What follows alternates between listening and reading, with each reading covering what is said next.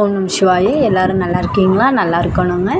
இந்த வாரம் பார்த்திங்கன்னா ஆடி வெள்ளி நாங்கள் பக்கத்தில் இருக்க ஓம் சக்தி கோயிலுக்கு போயிருந்தோம். இன்றைக்கி பார்த்திங்கன்னா அங்கே இது வளைவி வச்சு அம்மனுக்கு வந்து இது பூ மாதிரி போட்டிருந்தாங்க.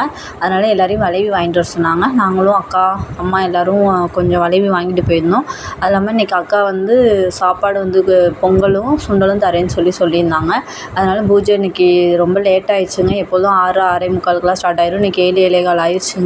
ஒரு வழியாக மந்திரம் சொல்ல அங்கே அர்ச்சனை பண்ணிக்கிட்டே இருப்பாங்க குங்குமத்தால். அதுக்கப்புறம் வந்து நம்ம ஒவ்வொரு தடையும் ஓம் சக்தி பராசக்தின்னு சொல்ல ஒவ்வொரு தான் இது பூஜை பண்ணிக்கிட்டே இருப்பாங்க. இங்கே முக்கியமானது என்னென்னு பார்த்தீங்கன்னா திஷ்டி கழிப்பாங்க. திஷ்டி கழிக்கிறது வந்து எல்லாருக்குமே தெரிஞ்சது தான். ஆனால் எலுமிச்சம்பழம் திஷ்டி கழிக்கிறது வந்து ரொம்ப ரொம்ப சக்தி வாய்ந்தது. இங்கே அதிகமாக இந்த கோயிலில் சொல்கிறது திஷ்டி கழிக்கணும், கண்டிப்பாக திஷ்டி கழிக்கணும்னு எப்பொழுதுமே வெள்ளிக்கிழமை சொல்லுவாங்க. ஒரு எலுமிச்சம்பழத்தை இது பண்ணி அதில் மஞ்சள் குங்குமத்தை வச்சு இது பண்ணணுங்கிறது கண்டிப்பாக இதில் சொல்லக்கூடியதுங்க. அதுக்கப்புறம் பூஜையெல்லாம் பண்ணி முடிச்சதுக்கப்புறம் பிரசாதம் பார்த்திங்கன்னா கூழ் கொடுத்தாங்க. ரொம்ப நாள் கழித்து கூழ் குடித்தது ரொம்ப சந்தோஷமாக இருந்துச்சுங்க. இது உடம்புக்கும் நல்லது. அப்புறம் பொங்கல் சுண்டல் அப்புறம் வந்து ஒருத்தவங்க மாவிளக்கு மாதிரி கொஞ்சம் ரெடி பண்ணி கொண்டு வந்திருந்தாங்க. அதையும் எல்லாருக்குமே மக்களுக்கு எல்லாத்துக்குமே கொடுத்துட்டோங்க.